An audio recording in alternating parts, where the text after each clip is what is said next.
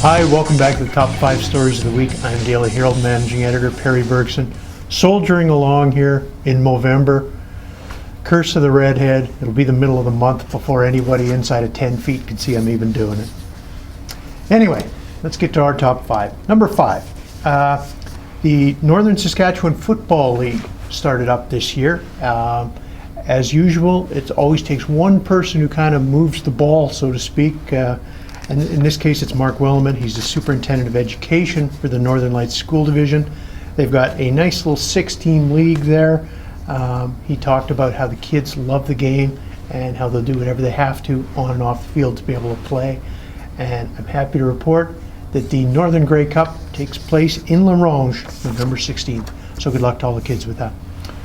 Number 4, a PA physician has been added to a documentary being filmed by a Montreal production company. Dr. Lalita Malhotra had these folks in town. They're filming the documentary for the Canadian Museum of Immigration in Pier 21 in Halifax. So they're just kind of getting a sense of the immigrant experience here in Canada, and she said she was happy to talk to them and share the blessings in her life as a result of her coming to Canada. Number 3, sad story. It talks about kittens at the Prince Albert SPCA facility. They're still in their old building right now. Now they're within $300,000 of their $3.2 million total to get to the new building. But in the old building, it sounds like the ventilation in there isn't very good. Cats can't go outside. So as a result, they're getting respiratory infections and stuff. And they had to put down a couple dozen of them last year. They've got 50 cats there now. They're begging people to come and get a cat so that these animals don't have to suffer this winter. Number 2, a neat story about 2 new lawyers being admitted to the bar here at Court of Queen's Bench last week.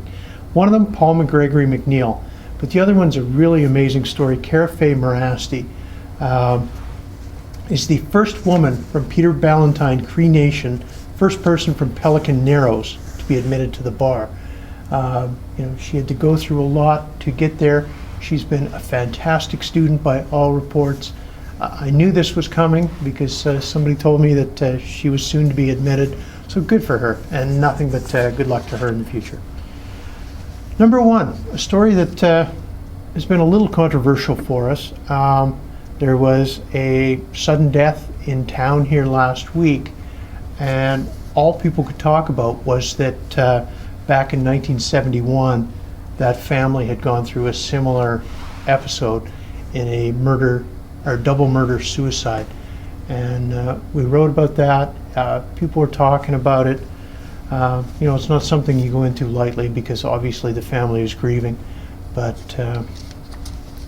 it's something that people knew about here. So we thought that we should get the actual facts out there as opposed to just supposition and half memories. Anyway, that's our top 5 of the week. You know how to get a hold of us. You find the paper all over town, our retail partners. We've got that excellent website, newly redesigned, looks good.